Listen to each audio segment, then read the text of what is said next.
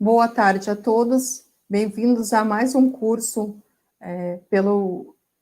Todos pela Construção, uma iniciativa ABCP, SNIC, Soluções, Construliga e Sebrae. Hoje a gente convida o Marcelo Henriques para falar sobre cuidados na elaboração e lançamento do concreto autoadensável. Então, Marcelo é tecnólogo em edificações pela FATEC, engenheiro civil pela Fiesp, pós-graduação em marketing pela Uniban, tem mais de 23 anos de atuação na área técnica da construção civil, sendo 10 anos na BASF. Marcelo, obrigado por aceitar nosso convite. Agora é com você. Pessoal, boa tarde. Clésia, muito obrigado pelo convite, pela oportunidade. Eu acho que é um tema bastante pertinente nos dias de hoje. Eu posso pegar um gancho de duas palestras que nós tivemos semana retrasada e a outra semana anterior, uma com o engenheiro Jairo, que é o presidente da ABESC, e um outro com a engenheira Íria, a presidente da ABCP, que comenta sobre como que nós vamos sair dessa pandemia, né? Como a construção civil vai sair dessa pandemia. E acho que um dos temas mais importantes que foram discutidos nessas duas palestras foi sobre produtividade, né? E nada melhor do que falar um pouquinho sobre concreto autoadensável, que é um produto distinto do que a gente está acostumado a trabalhar no dia a dia, né, que é o concreto com slump, e que ainda existem alguns temas para a gente discutir, alguns detalhes para a gente falar, né. A gente quis não falar sobre fazer o traço de concreto, né? Eu acho que fazer traço de concreto autoadensável, nós temos uma série de programas, de softwares hoje que fazem isso, né? Mas falar sobre os cuidados que nós temos para fazer esses traços, né? O que a gente precisa observar para fazer um traço mais efetivo, né? Então, começando aqui a palestra, nós vamos falar sobre a definição do concreto autoadensável, propriedades desse concreto, as interferências para o IEV, que é um índice de estabilidade visual, que é muito importante para o concreto autoadensável, uma pequena parcela aí sobre tecnologia básica de aditivos, falar um pouquinho sobre hiperplastificantes e, por final, os cuidados para lançamento desse concreto autoadensável, e a gente pegou um exemplo de paredes de concreto, que hoje realmente é o que tem mantido de maneira bastante estável a nossa construção civil, especialmente aqui na região de São Paulo, onde a gente está. Nós temos uma série de construtores que estão conseguindo manter a produtividade da construção civil através do concreto autoadensável. Então, qual é a definição hoje do concreto autoadensável, o CAA, ou Self Consolidation Concrete, que é o SCC, que é muito, muito comum aí se falar. É um concreto que precisa ser altamente fluível, fluido e escoável, fundamental que ele não tenha segregação, que não tenha exudação e que seja capaz de fluir pelo seu próprio peso, peso envolvendo a ferragem, né? Sem ter vazios, sem ter bicheiras, né? Essa é o que a gente identifica e define como um concreto autoadensável, né?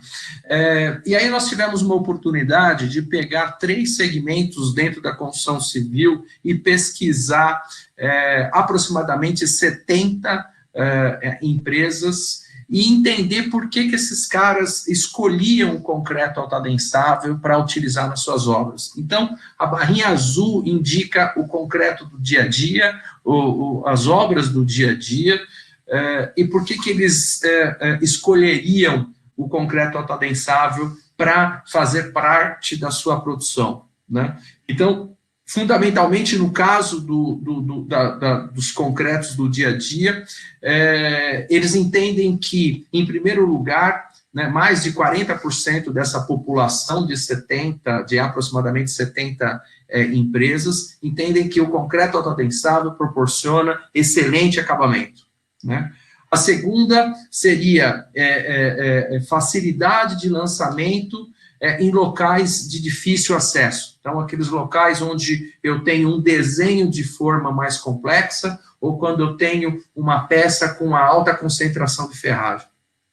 Quando você analisa a parte de, por exemplo, de infraestrutura, ou aquelas peças moldadas em loco, que são as barrinhas em laranja, é muito, muito claro que a necessidade de utilizar o concreto autoadensável é por causa da facilidade de lançamento com acessos limitados. Então, a gente pensa, por exemplo, em vigas estruturais para pontes, viadutos, obras metroviárias, viárias, enfim, como um todo, que necessitam de peças esbeltas e com uma alta concentração de ferragens, e aí você entende que esse é um segmento que tem como escolha o autoadensável esse tema, né? E como segundo também a parte de acabamento.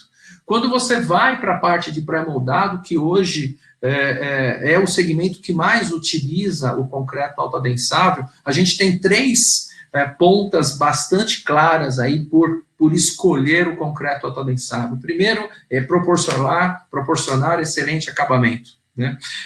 O Brasil, diferente de muitos países nos Estados Unidos, na Europa, ou países como os Estados Unidos, o Brasil exige que as peças pré-moldadas, fundamentalmente, sejam muito bem acabadas, sem nenhum tipo de agregado aparente, de bolhas, quer dizer, é uma peça muito lisa, muito bem acabada. Então, para que nós não tenhamos pessoas, depois da concretagem, que faça o acabamento, que faça a maquiagem dessas peças, né, a vinda do concreto autoadensável reduziu drasticamente o uso dessas pessoas, não só no lançamento, mas também no acabamento da peça. Depois a gente vem em economia de horas trabalhadas, né? A concretagem de uma peça contemplando um concreto autoadensável, um concreto convencional, o concreto autoadensável me proporciona uma velocidade muito maior, né?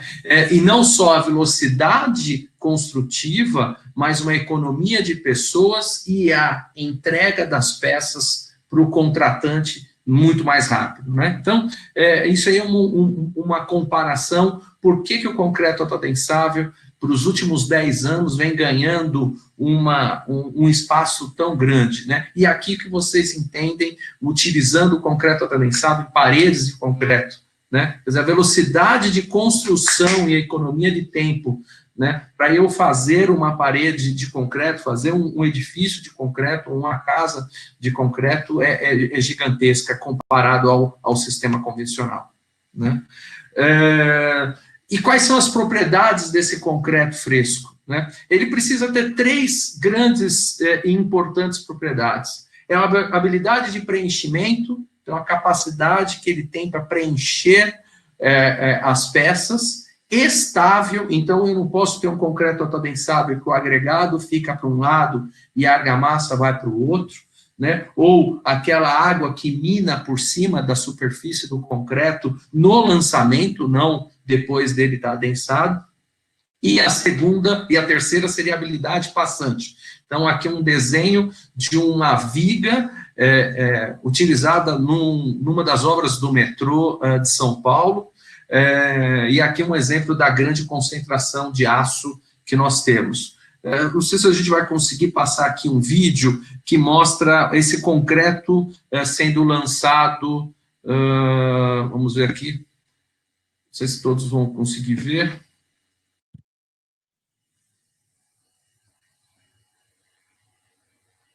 Então, é um concreto estável, é um concreto que se molda a peça e ele vai se movimentando enquanto eu estiver bombeando esse concreto.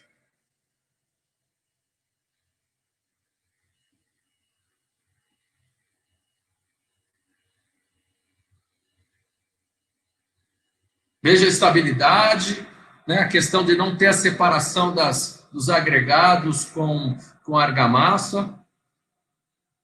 Aqui talvez um desenho, uma vista da viga, não sei se é possível observar. Acabou ficando... Então, são exemplos que a gente demonstra sobre a facilidade da utilização do concreto atadensável, né?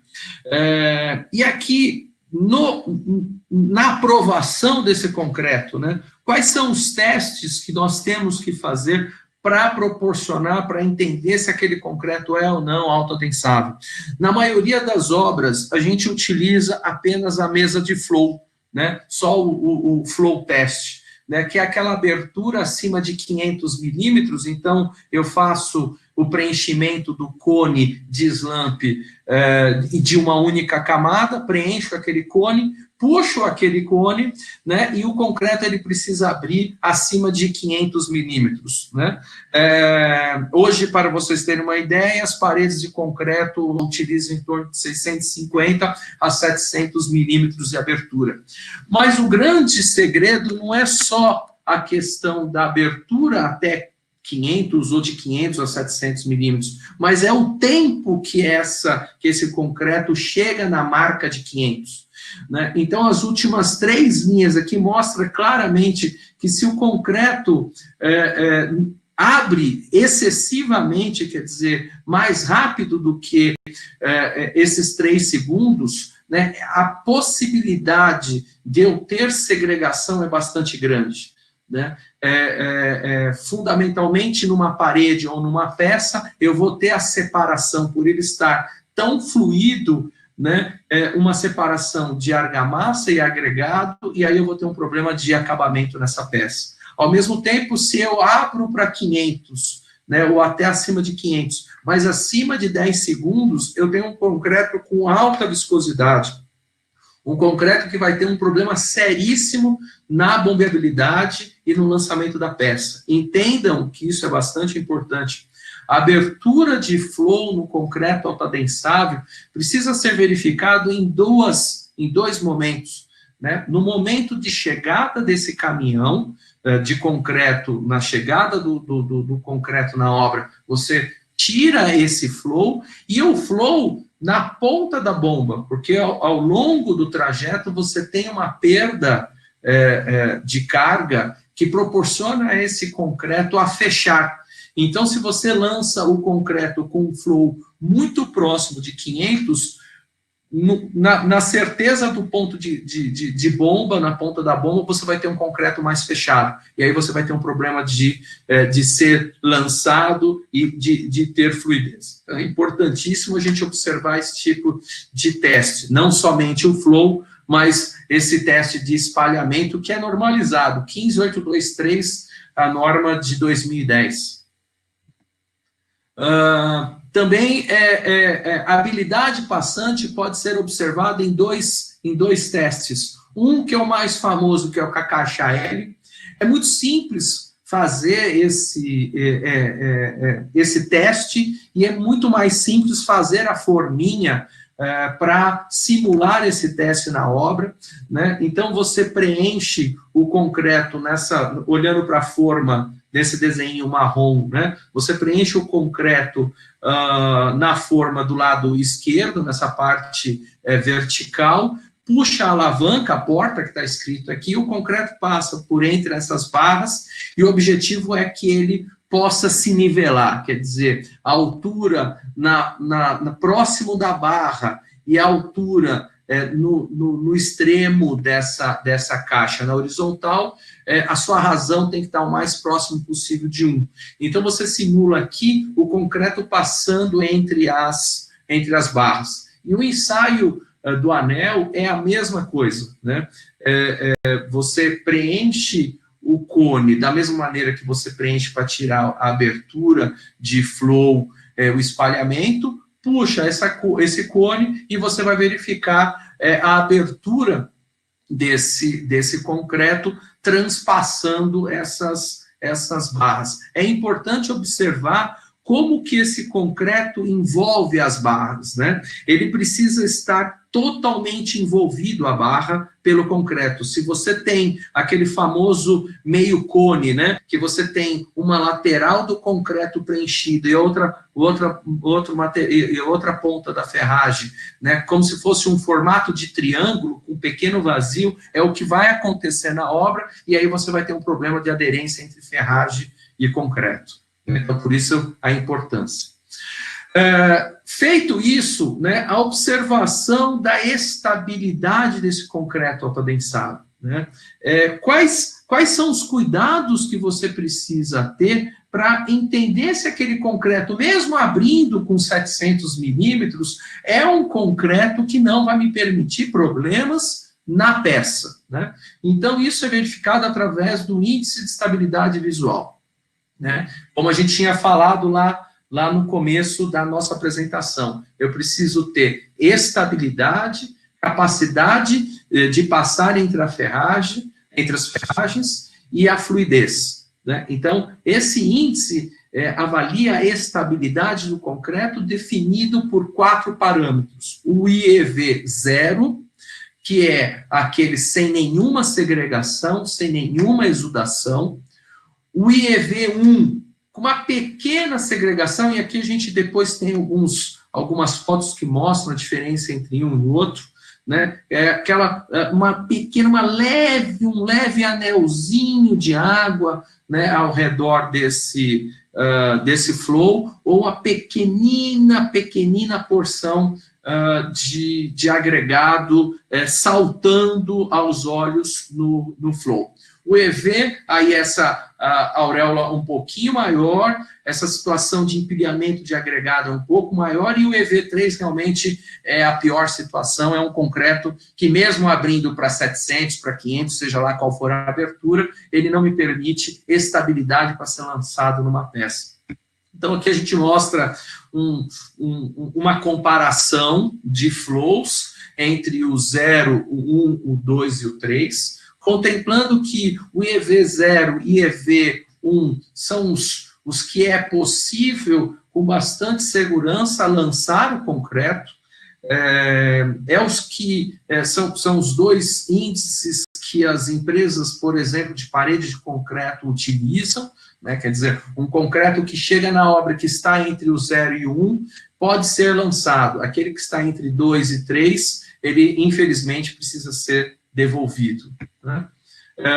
Uma foto, são três exemplos de EV0, então você vê na foto do centro e na foto do lado direito, né, muito mais claro do que aqui ele está tirando o flow, não existe uma concentração de agregados, então ele está muito bem distribuído, aqui é uma brita 0, então ele está muito bem distribuído, você não vê na foto do lado direito nenhum anel, nenhuma exudação, absolutamente nenhuma segregação, e nós estamos falando aqui de uma abertura acima de 650 milímetros. Aqui, entre o I0 e I1 e o IEV1, então você começa a ver aqui na parte mais baixa da foto, um pouquinho mais de agregado, né? Então, uma concentração um pouquinho maior de agregado, né? Então, aqui talvez um ajuste de argamassa, por exemplo, poderia solucionar esse tema de eliminação desses agregados, né?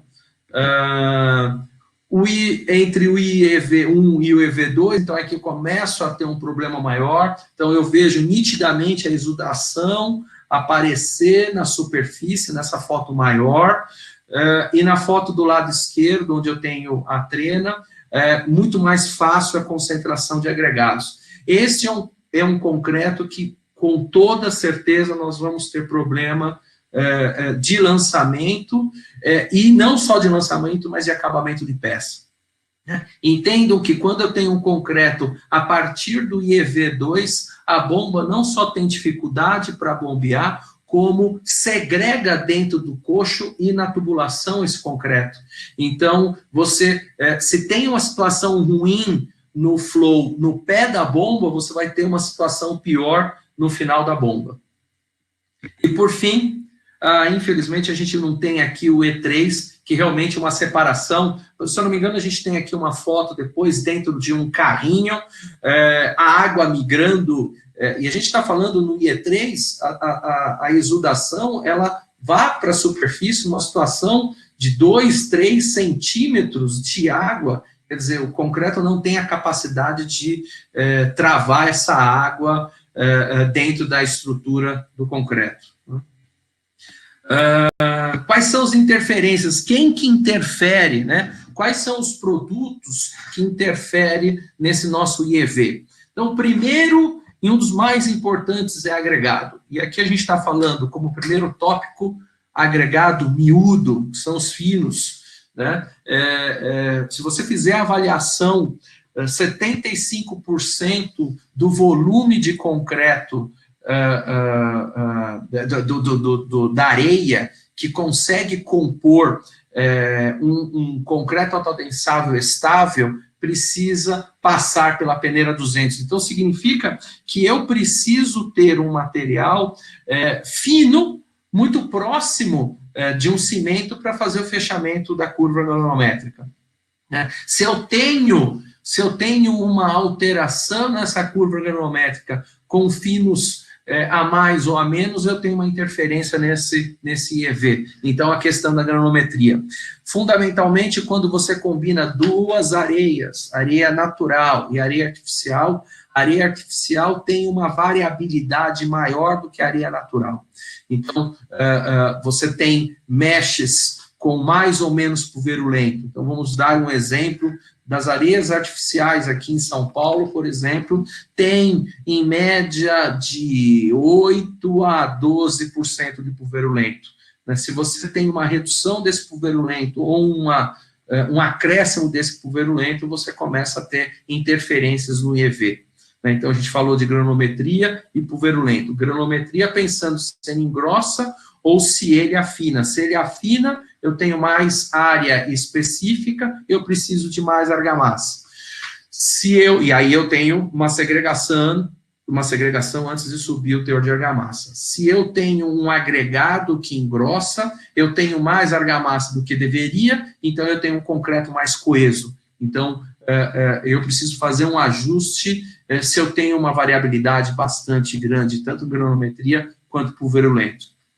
Contaminação por argila. Aí eu foco as areias naturais. Areia com contaminação de argila interfere diretamente na eficiência do aditivo superplastificante.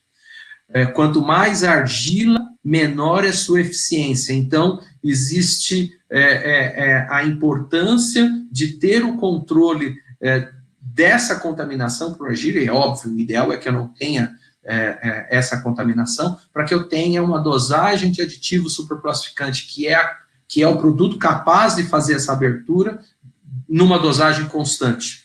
Fator forma, então se ele é mais laminar ou se ele é menos lamelar, então eu tenho uma maior ou menor necessidade de aumentar o meu teor de argamassa, e por fim, umidade livre, né?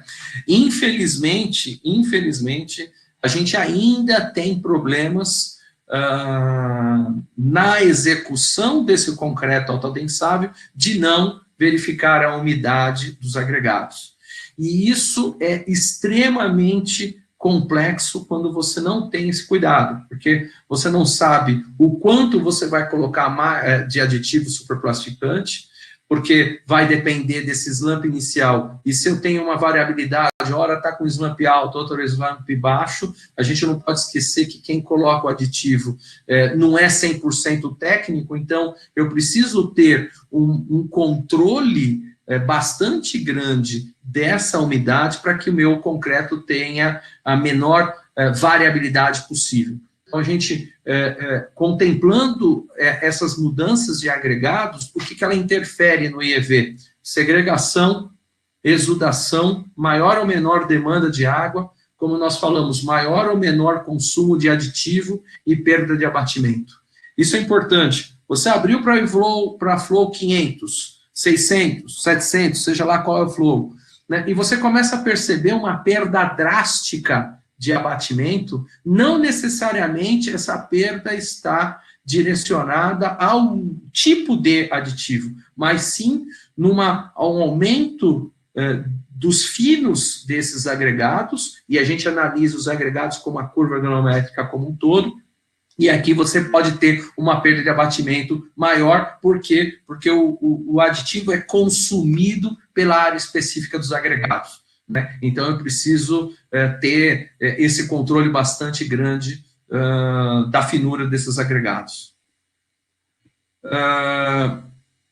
E o mais importante, né, é esse, então, balanceamento entre a pasta e os agregados. Eu preciso ter pasta em quantidade que possa envolver todos os agregados e ser utilizado como um lubrificante. Imagine um rolamento onde eu tenho as bolinhas e a graxa aplicada nessas bolinhas para que elas rolem entre as paredes do rolamento. Se eu não tiver pasta suficiente, eu não consigo ter uma abertura eficiente de um concreto autoadensável, né? Cimento, esse é um outro cara que interfere bastante no nosso IEV, né? No nosso índice de estabilidade visual. O tipo de cimento, se é um CP2, se é um CP3, se é um CP5, o tipo de blane, que esse cara tem, se é um blane alto, se é um blane baixo, as adições utilizadas nisso, se é uma escória, se é uma pozolana, se é um filler, né? Se é um CP5 puro, e o tipo de gesso, né? E o que esses caras interferem no IEV? Demanda de água, então se eu tenho um blane mais alto, eu vou ter uma maior demanda de água. Eu vou ter um maior consumo de aditivo se eu tiver um blane mais alto, né? Entenda-se que, voltando para a questão da parede de concreto, eu preciso de 3 megapascal com 12 horas, né? Mudando o tipo de cimento, ou se esse cimento foi mais ou menos moído, eu tenho uma interferência direta no R 12 horas, que são os 3 megapascal, né? O tipo de gesso, se o meu gesso é um gesso sintético, se é uma anidrita ou um semi-hidratado, eu tenho um efeito bastante grande nesse índice de estabilidade visual. Então, o tempo que ele vai ficar estável, se ele vai puxar mais rápido ou ele vai puxar menos rápido, e acaba interferindo. Retardo de pega falsa ou pega instantânea, então, nesse caso, é aquele concreto que você tirou o flow num T0, 5 minutos depois ele fechou. Eu bato o concreto depois, ele abre de novo. Então, isso aqui é pega falsa. Ou é aquele que depois que eu adiciono aditivo, ele abre para flow 700, eu viro as costas, quando eu volto, ele fechou de novo, e aí esse cara não volta mais. Isso é uma instabilidade química do cimento, né? E na sua maioria, é óbvio que você precisa fazer uma série de avaliações, mas o que tem uma interferência gigantesca na pega falsa ou pega instantânea é essa variabilidade de gesso, né? E aí, por final, a perda de abatimento. Esse exemplo, que infelizmente a gente não acabou filmando, né? Mas mostra o IEV3, né? A quantidade excessiva de água na superfície do carrinho. E aqui do lado direito é o mestre movimentando o concreto. Ele não está usando luva, né, para observar, né, o EPI, mas aqui observa-se a quantidade excessiva de água na superfície. Infelizmente, senhores, esse é um tipo de concreto que não tem o que fazer. Vai ter que mandar de volta para a concreteira para ser redosado, para ser, enfim, descartado, porque eu não posso utilizá-lo para lançar nas minhas peças. Muito rápido, tecnologia básica de aditivos, né? Por que nós vamos falar sobre aditivo? Porque, tirando o cimento e os agregados, né, o aditivo, que nós já comentamos, o aditivo é um outro cara que tem uma interferência monstruosa no EV. Né? E tem mais um outro detalhe, existe um problema de incompatibilidade cimento-aditivo. Né? Existe uma incompatibilidade que você precisa avaliar, que você precisa analisar antes de escolher o aditivo correto para a utilização do concreto autodensável. Então, muitos me perguntam, nossa, mas por que a BASF tem uma série de Master Glênio? Porque para cada tipo de cimento, para cada tipo de agregado, para cada necessidade, se é um R12 horas, se é um R16 horas, se é um R28 dias, você tem necessidades distintas, uma maior ou menor manutenção, então você precisa escolher o melhor produto para aquela combinação de cimento e agregados. Né? E vejam que é uma quantidade que é o que está a definição, essa última definição feita na nova norma 11768 de 2019, que são pequenas quantidades de produto que pode ser feito em líquido, esse produto pode ser líquido, pode ser pó, e que alteram as propriedades do concreto, tanto no estado fresco quanto no estado endurecido. Né? O conceito básico de um aditivo plastificante, né, que é o primeiro produto que a gente faz menção a um produto químico utilizado em concreto, para depois nós irmos até o hiperplastificante, que é o superplastificante, que é utilizado para abertura. Ele é um desfloculante. Na verdade, o cimento, por ter partículas muito finas, quando você adiciona a água, ela faz com que as partículas elas se juntam, se aglomeram, né, por atração física dessas partículas. E aí, dentro dessas partículas, desses grumos, dessas aglomerações, você tem água, né, que depois da evaporação, que ela não participa da hidratação, veja que a água fica enclausurada e ela acaba não participando da hidratação. Então, eu não só não tenho um cimento 100% hidratado, como eu tenho poros quando essa água evapora, e eu preciso de mais água para fazer uma mesma abertura, para abrir no mesmo slump. Então, o aditivo plastificante, ela adsorve, ela gruda na partícula de cimento, e por uma repulsão elétrica não, uma repulsão física, libera essas partículas de cimento, soltando a água que estão nesses grumos. Então, por que ele pode ser um plastificante? Por que ele pode ser um redutor de água? Porque para a mesma água, introduzindo o plastificante, eu subo o slump. Introduzindo o plastificante e reduzindo a água, eu mantenho o slump e aí é um redutor de água. Então, fundamentalmente, ela dispersa essas partículas de cimento através de sinais positivos e negativos. E aí eu venho com a questão dos superplastificantes ou hiperplastificantes, e nós temos aí uma série de produtos no mercado. A gente fala aqui do Master Glênio, que é o nome, a marca desse aditivo dentro da BASF. Ele tem duas outras funções, né? Ele não só repele essas partículas de cimento, ele afasta, então, essas partículas de cimento para que eu tenha a liberação da água.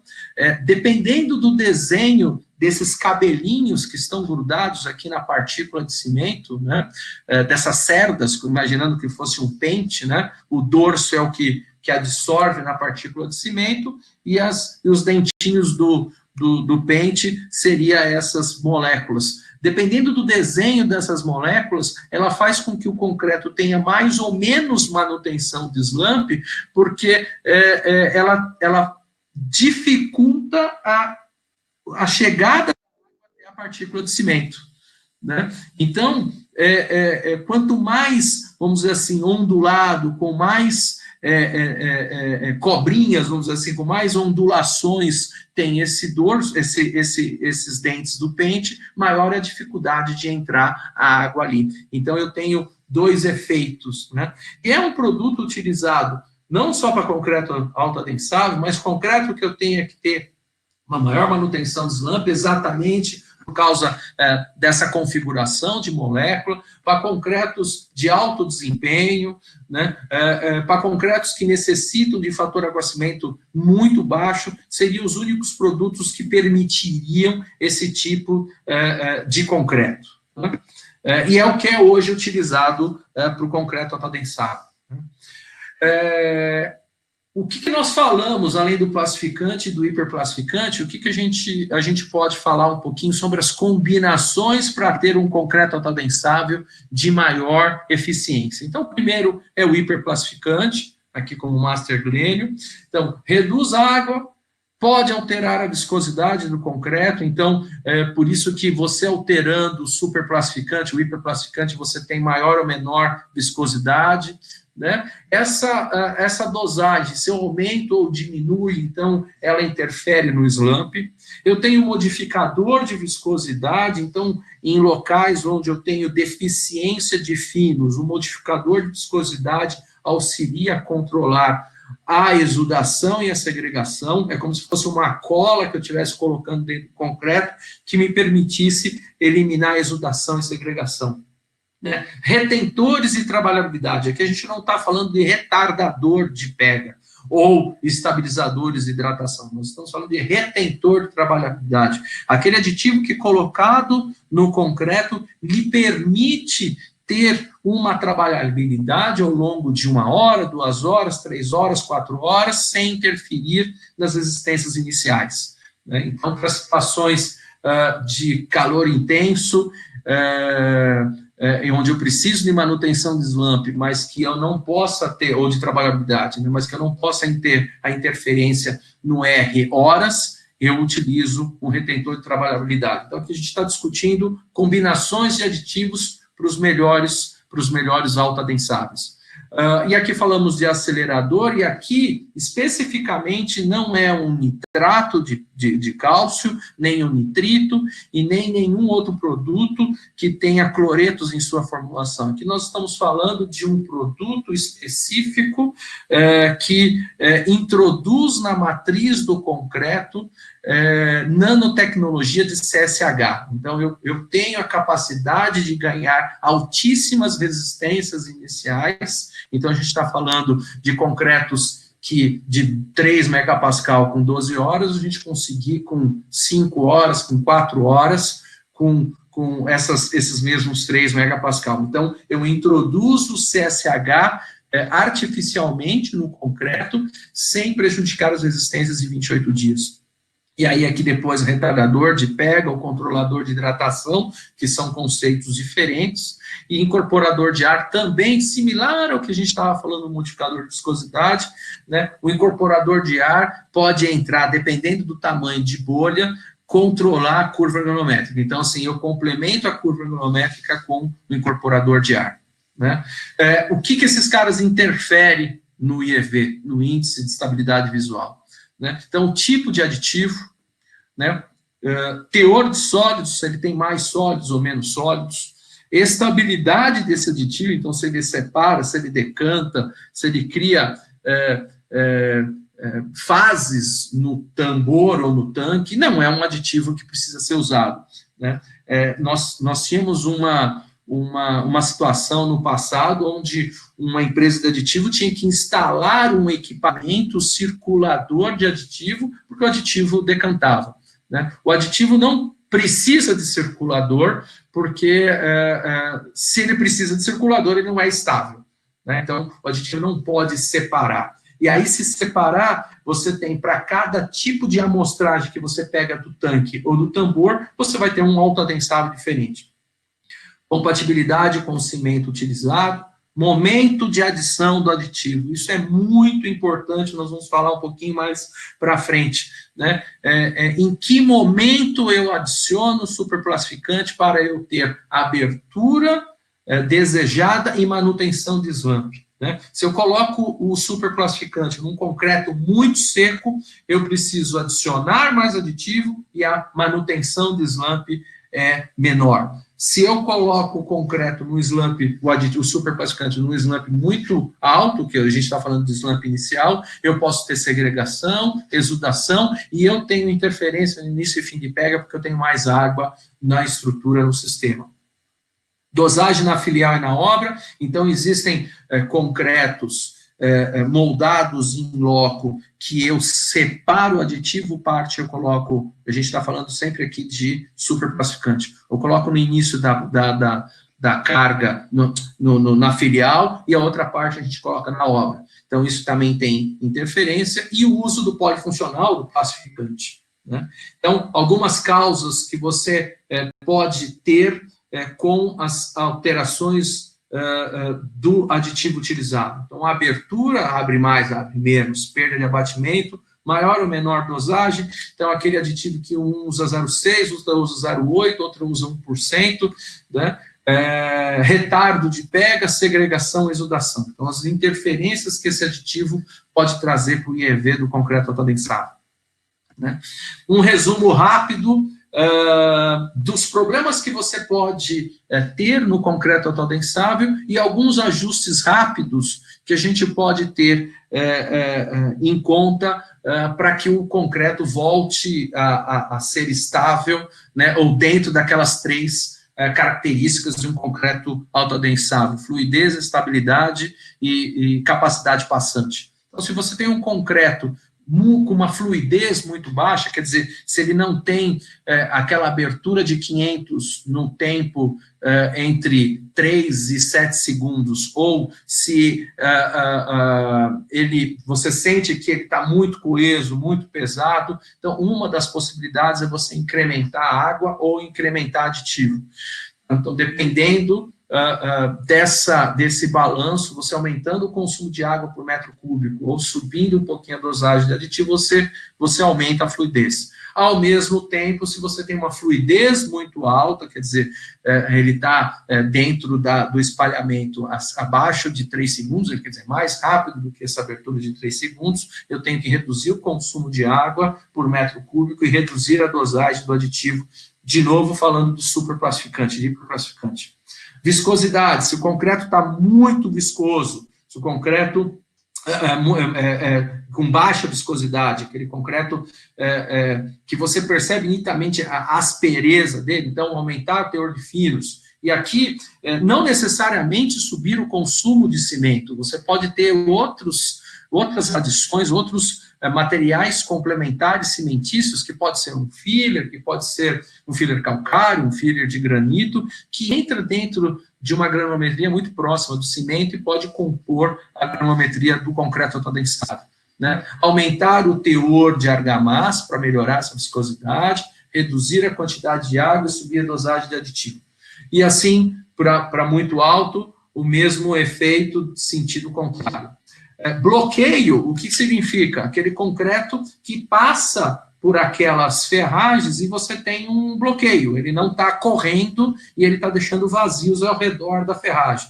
Então, eu contemplo aqui aumentar o teor de finos, aumentar o teor de argamassa, né? Diminuir a quantidade de água. Veja o seguinte, muita água, se eu tenho muita água no sistema, né, eu também tenho um problema de segregação. Então, aí eu tenho o agregado parando na brita, na ferragem, e você vê a argamassa indo embora. E aí você tem um vazio, você tem uma bicheira, né? E aí a gente comenta depois a parte de estabilização, né? Quando a estabilidade é muito baixa, aumentar o teor de finos. Se a exudação está muito complexa, muito alta, aumentar o teor de finos, por exemplo, né? Vamos pegar um outro exemplo. Se eu tenho um empilhamento de agregados, né? Então talvez reduzir um pouco a quantidade de água, né? Trabalhar com a quantidade menor de aditivo, uma dosagem menor de aditivo, né? Quando eu tenho agregado exposto, então não é só aquele empilhamento, é quando eu tenho uma separação de agregado, um agregado vai para um lado, o agregado vai para o outro. Então, e hoje a argamassa, eu não tenho a quantidade de pasta de argamassa necessária para envolver todos os agregados. ou eu tenho uma brita maior. Então, quando a gente estava falando lá atrás dos agregados, do tamanho da brita, né? Se eu tenho uma brita que tem uma variabilidade de tamanho, aí eu tenho um problema de agregado exposto, né? Por fim, são só mais 2 slides para a gente terminar, né? Como que a gente avalia esse concreto lá na obra, né? Então, o concreto chegou, né? E eu tenho que adicionar o aditivo. Então, quais são os cuidados? Então, a primeira situação, depois que vamos imaginar, vamos colocar um item antes da lavar as primeiras facas, após a adição do aditivo, né? Se eu tenho que colocar o aditivo, eu verifico se o slump dentro do meu caminhão betoneiro está por igual, né? Muitas vezes eu tenho um problema de embuchamento, então no fundo do balão eu tenho um concreto mais seco do que na frente, então eu preciso acertar para que o slump inicial, antes da adição do concreto, do superplastificante, seja estável. Normalmente em torno de 7, 8, 9 centímetros, né, 70 a 90 milímetros, é o que hoje é utilizado antes de adicionar o superplastificante para abrir para o flow, né? Feito isso, adiciona-se o superplastificante, então existe a quantidade exata para aquela abertura, e aí você tem um tempo de homogeneização necessária para o efeito desse aditivo. Então, 1 minuto por metro cúbico, né? É muito comum a gente ir em obras onde o pessoal da obra tem pressa para, depois da adição do aditivo, começar a descarregar. Se a gente não tem pelo menos 1 minuto por metro cúbico batendo, então 8 minutos, um caminhão de 8 metros cúbicos, o aditivo não tem totalmente a sua abertura, totalmente a sua performance, né?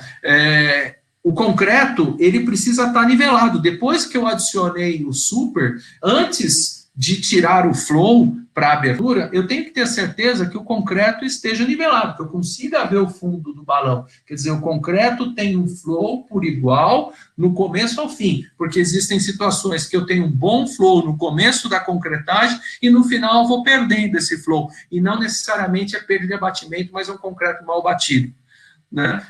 Antes de fazer a coleta, né, eu tiro uma parte desse concreto, porque normalmente ele vem com o resto de aditivo, a água, para depois tirar uma parte para fazer o teste de abertura, o teste de espalhamento. E a moldagem nos 2 terços para o final, para fazer a moldagem.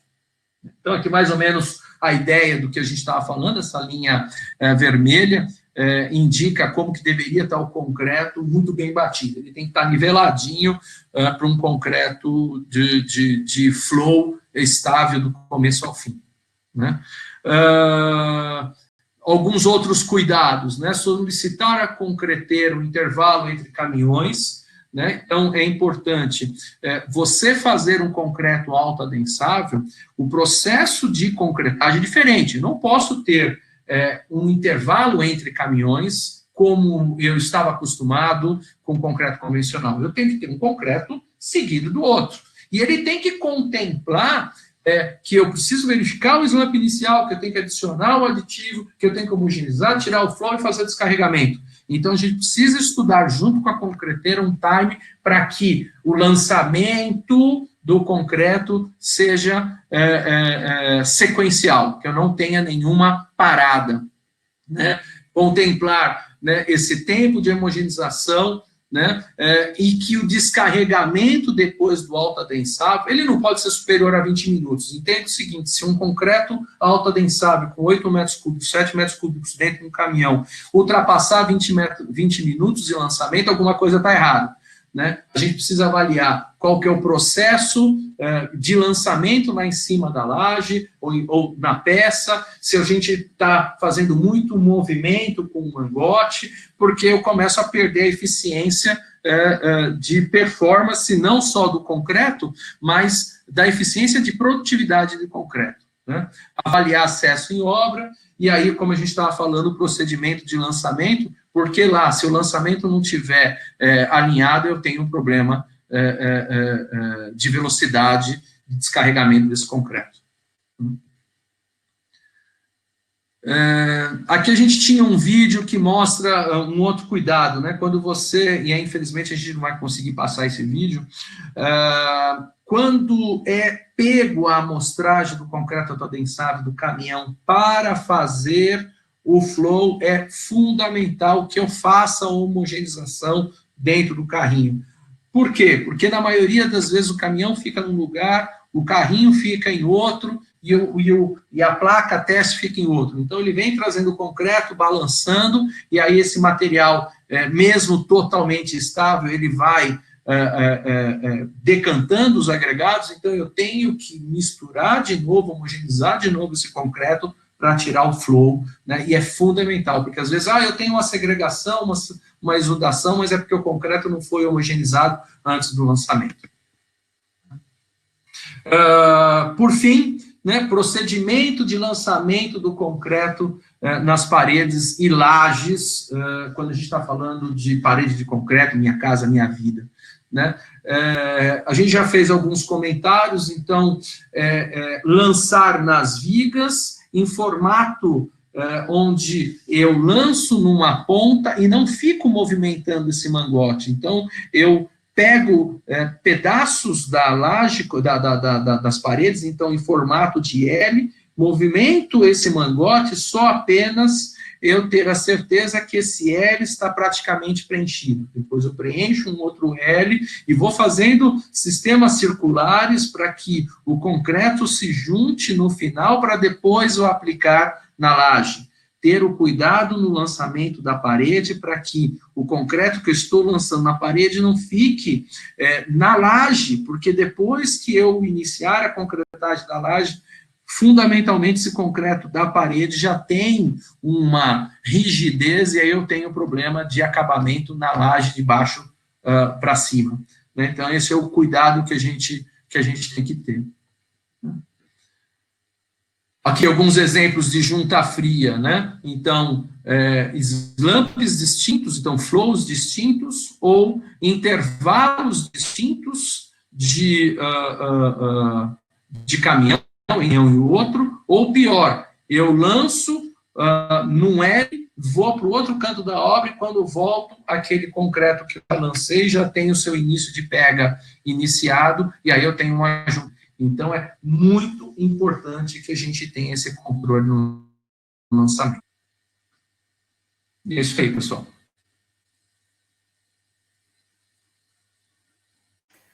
Oi, Marcelo, obrigado aí, essa apresentação foi muito didática, parabéns. A gente tem algumas perguntas aqui. Primeiro, eu queria saber de você, assim, como que você vê a evolução do concreto autoadensável, o uso no Brasil? Se tem uma tipologia de obra, como é que as construtoras, onde e como as construtoras estão usando? Contemplando os 3 segmentos, né, que a gente analisou no início da apresentação. O pré-moldado é um mercado, um segmento onde o concreto adensável está mais enraizado, então a gente está falando aí da sua grande maioria, mais de 60% das empresas de pré-moldado utilizam concreto autoadensável, ou em sua totalidade, ou em partes da sua produção. Vamos dividir a parte de concreto em bloco em 2, né? Quando eu penso em paredes de concreto, esse acho que é o grande segmento que está alavancando o concreto. Né? Não é possível hoje você imaginar levantar um prédio de 10 andares em 10 dias sem a tecnologia de adensado. E isso está fazendo que outras empresas com outros tipos de obra se voltem para essa tecnologia e tirem da cabeça de que o concreto autoadensável é muito mais caro do que o concreto convencional. Então, a gente enxerga que nos últimos 5 anos houve um crescimento bastante grande desse tipo de produto na construção. E não tem volta mais, não tem volta mais. Aqui tem uma pergunta sobre o tipo de areia usada, se é fina, se é média, se existe algum tipo de areia. A combinação, ela pode ser fina, ela pode ser grossa, enfim, o grande segredo é analisar a curva granulométrica desta areia conjuntamente ao cimento. E aí você vai entender se necessita ou não de algum tipo de correção. Então, é possível fazer concreto autoadensado com qualquer tipo de areia. É óbvio que com areias mais grossas, eu tenho falhas granulométricas, eu preciso corrigir ou com maior consumo de cimento ou com uma quantidade de materiais suplementares, que seriam filler, enfim. Então, muitas vezes a gente entende, por que eu não consigo reduzir o consumo com concreto autoadensado? Ele está muito mais mirado, observado para a curva granulométrica do que propriamente dita a sua capacidade de gerar resistência. Então, é possível, sim, fazer qualquer tipo de areia.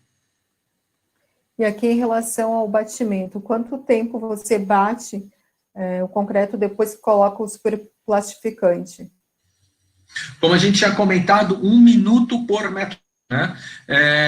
Eu preciso ter a capacidade de fazer o aditivo vá para o fundo e volte, e normalmente metro cúbico, um caminhão de 8 metros cúbicos, 8 a 10 minutos, é o bastante para que eu tenha uma eficiência legal do aditivo.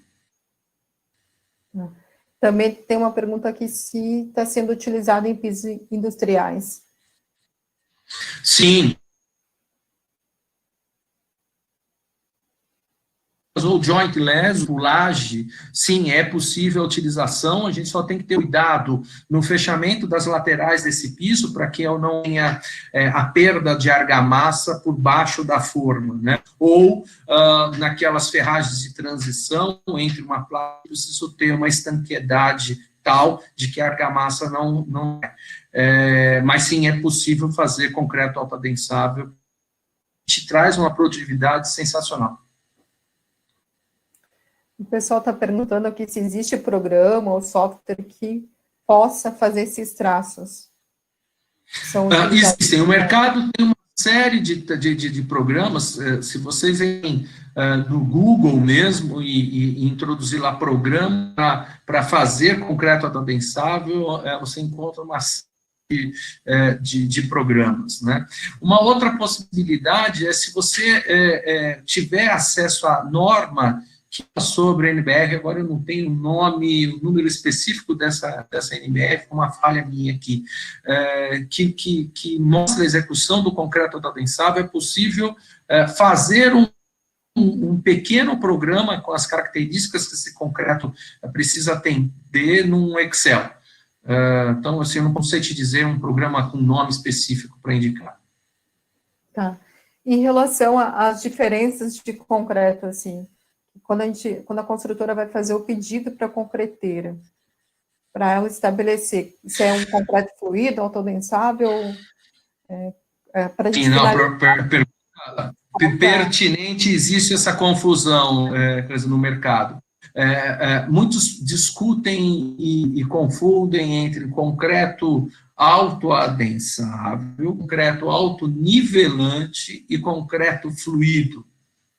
Então, concreto fluido é aquele concreto que até 200 centímetros. Então, é um concreto possível de verificar slump num processo convencional, né? 3 camadas, 25 golpes, e aí você verifica o slump. Esse é o concreto superfluido. O concreto autoadensável, que é o que nós estamos falando hoje, ele se nivela até então haver uma pressão ou do seu próprio peso, ou a pressão da própria bomba que vai empurrando o concreto.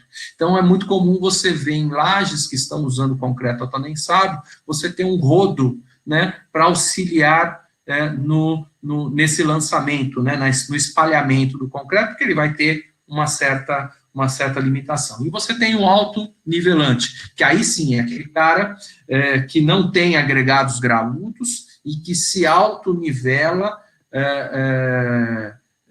para, por exemplo, preenchimento de vãos, ou para fazer uma camada de nivelamento sobre um piso que tem algum problema de desnível, enfim. Então, todas as vezes que você for solicitar concreto, concreto, autoadensável, especificando o flow. Se é 650, mais ou menos 50. Então, 650 milímetros de abertura, mais ou menos 50. 700 milímetros, mais ou menos 50. É fundamental que se defina essa abertura. Além da resistência, ó. Só lembrando aqui, o Rubinho falou da norma aqui, o Rubens Curti. Ah, que bom. A 15823. Então, Obrigado, Rubens. a gente vai finalizar agora pelo tempo.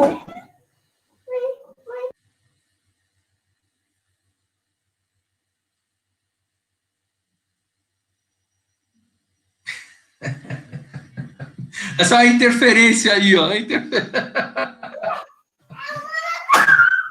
Gente, desculpe, entrou a gerente júnior aqui. A gente vai finalizar, então, Marcelo, muito obrigado aí pela sua apresentação. Eu agradeço. A apresentação está disponível no Todos pela Construção, no canal do YouTube. Então, obrigado, pessoal. Até amanhã em mais um curso, Todos pela Construção, iniciativa ET Soluções, ABCP, SNIC, Construliga e Sebrae. Obrigada, boa tarde. Boa tarde, pessoal. Eu agradeço. Tchau, tchau.